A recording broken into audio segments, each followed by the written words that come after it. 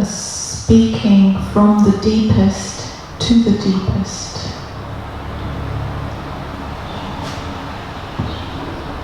To that which is deeper than me.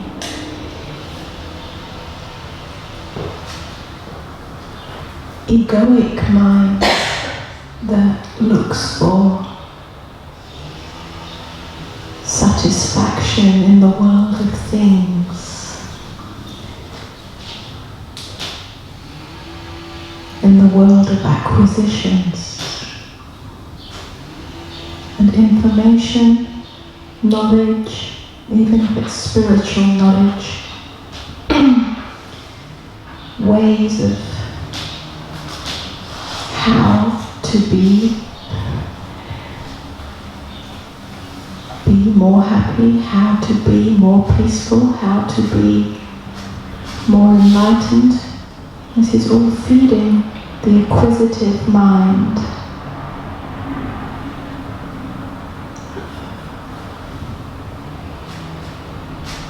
True change comes when the deepest in you becomes priority. When there's a tipping point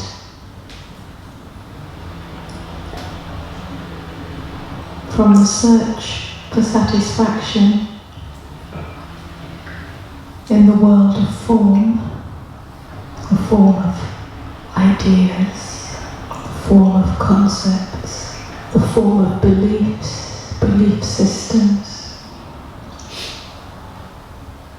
And then if you agree, if you're in agreement with a particular idea, or you're in agreement with a particular belief, then you make that the truth. But truth is not to be found in the world of ideas, or concepts, or beliefs. It's found in you.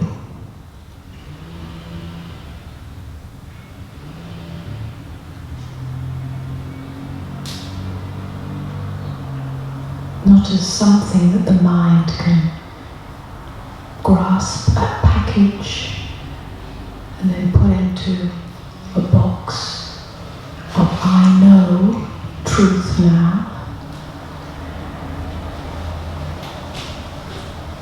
But the truth in you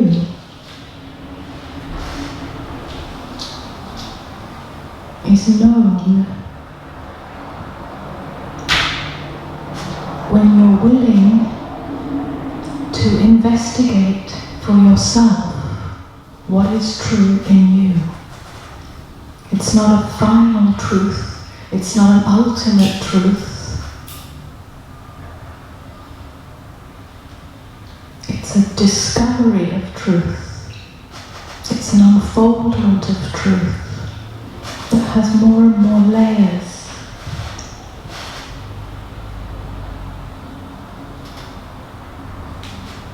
So what's offered here is not born of ideas, is not born of dogma, is not born of beliefs. It's born of direct experience, the lived experience of awakeness.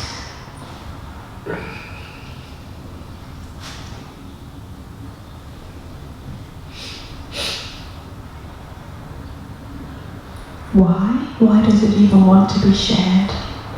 Why does it even want to be spoken about? Because mostly it's unspeakable, mostly it's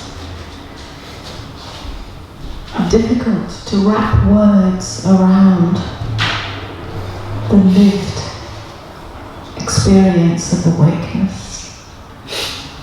But it can't help itself, because awakeness, another way of saying it, is the birth of love.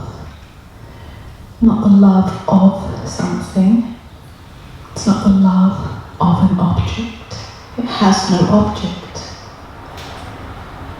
There's no object or subject in true love. There's no possession, there's no ownership.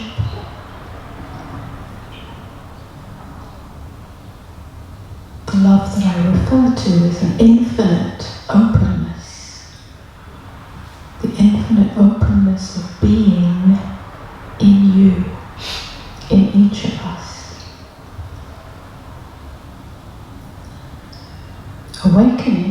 is awakening to that. Not conceptually, but experientially. And in that, it has no choice but to be magnetized to meet that in you.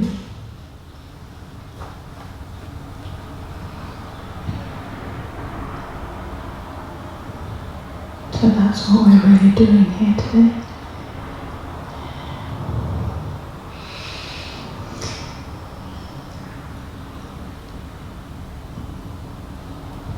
The dialogue, the question answers.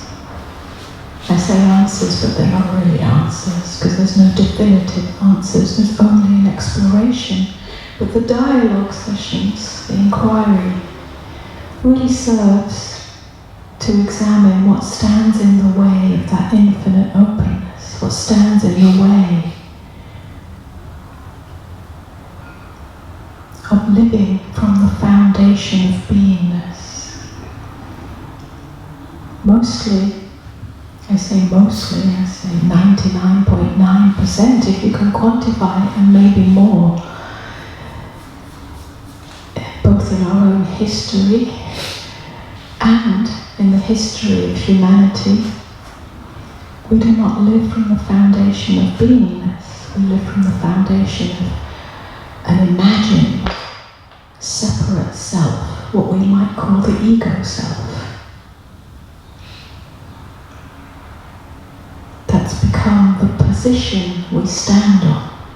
We take up a position as self. We take up a position as me. And me becomes priority. Me and mine. My this, my that. My success, my failure. My happiness, my unhappiness.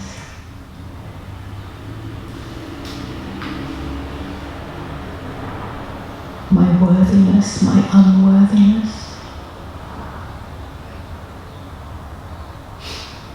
My lovableness, my unlovableness, and so on and so on. And we swing on that pendulum of duality. That's what's meant really by duality.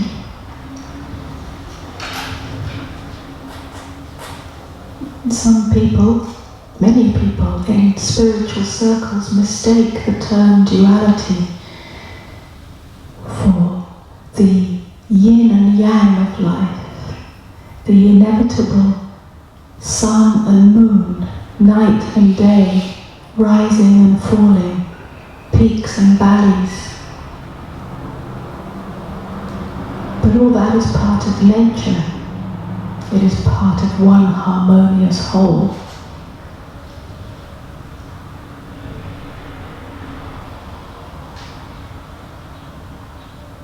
But the duality that's more important to focus on and understand is the duality in ourselves, the division in ourselves, the divided mind that categorizes its experience, its own experience, into good and bad.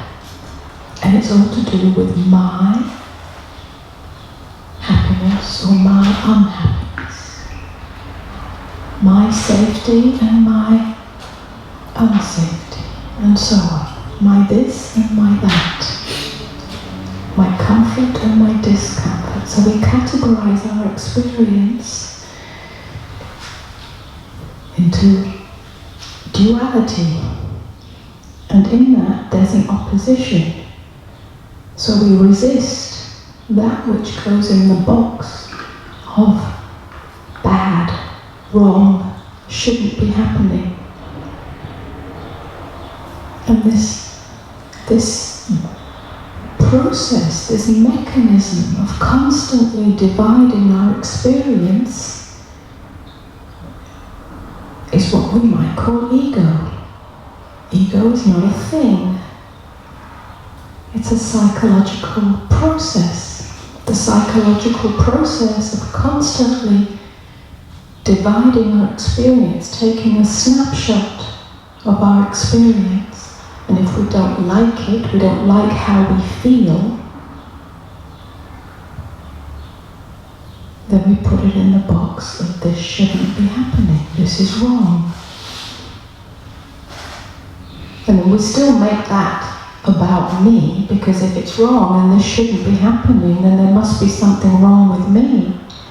In order to have this experience, I must be not good enough, not loved enough, not competent enough, not spiritual enough, not enlightened enough, not worthy enough. So then we go about fixing that.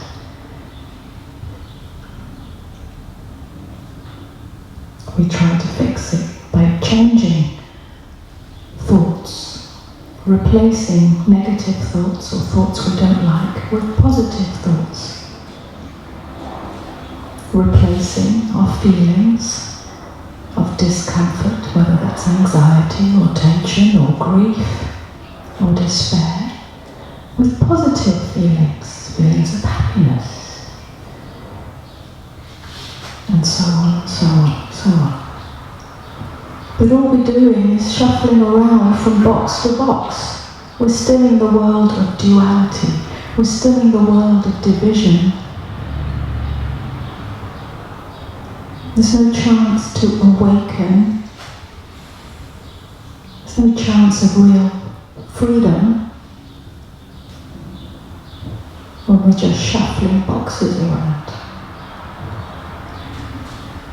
We need to look deeper than the box shuffling,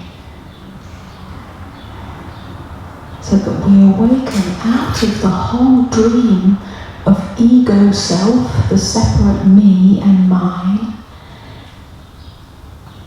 as the truth. We've made it a truth. This is who I am. But it's a big fat illusion. It's a dream.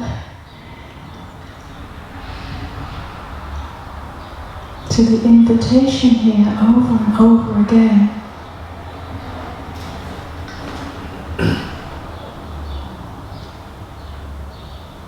Through luck or grace, or tenacity, or sincerity, or vigilance, is to wake up out of that dream by bringing attention,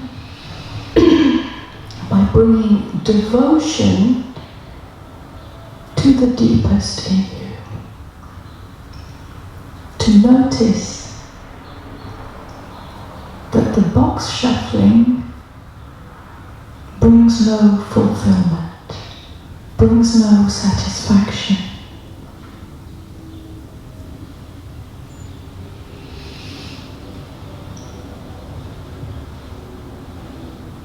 Brings no true aliveness to the human experience.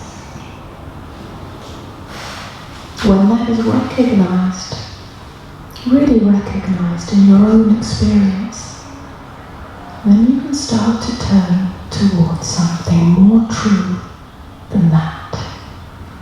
More true than who you think you are as a me and mine. Now the me and mine will continue to operate even after awakening.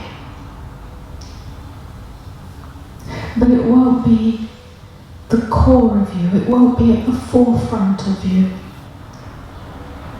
It'll be a necessity, a necessary mechanism that operates in the earthly dimension, in the world of 3 dimensions, the world of form, so that we can function. But you will operate out of a foundation of beingness, a foundation of truth, the truth of who you really are.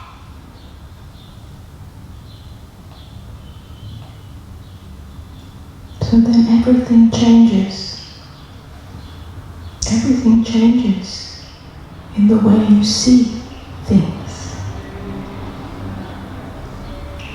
in the way you see yourself, in the way you see others, in the way you see the world. Everything changes. And yet nothing changes, because the human experience continues.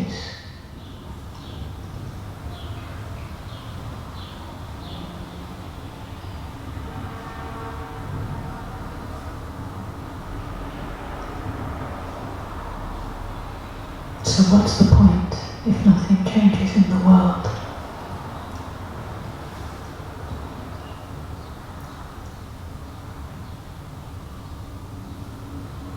Well, before anything can change in the world, we have to accept that nothing changes.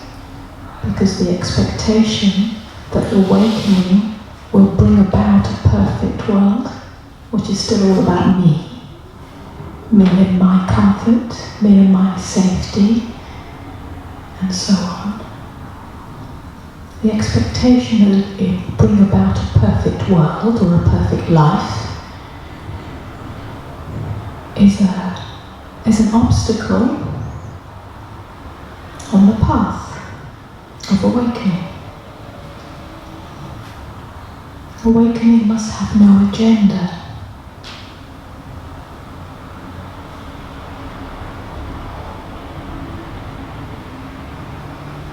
It's only in having no agenda that the me and mine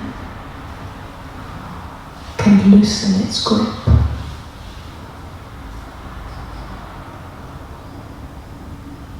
But when everything changes in the way you see things, because you're no longer located or trapped in the tight knot of ego self, that's all it is, it's a psychological knot in which we see ourselves as this, me, here, and everything else out there, life out there happening to me. In awakening, this tight psychological knot releases, it undoes itself.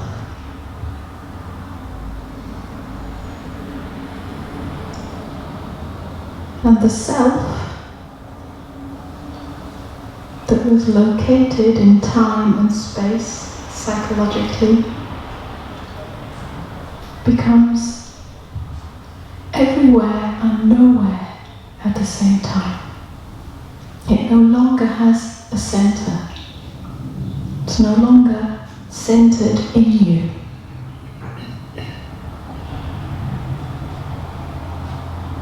It is uncentered. It is everything. And it is no thing. It's like a new psychological perspective that doesn't come from mind and its understanding. I can only say it's experiential. From that point on, you can't see things the same way. You can't be invested in the me and mine. Not in the kind of me and mine that is grasping for the positive box and rejecting the negative box.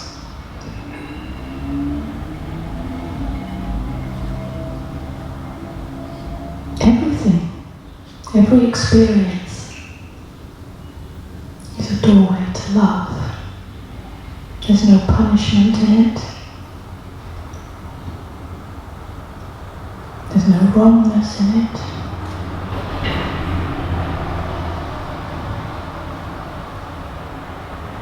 Everything is an opportunity.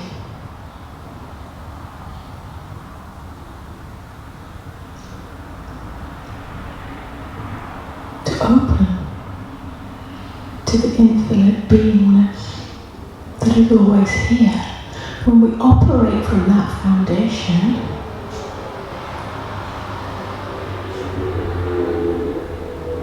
then our relationships change,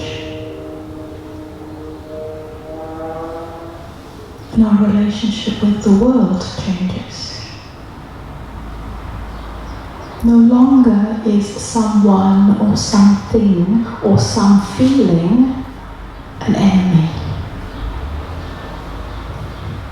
There are no more enemies. And if there are no more enemies in you,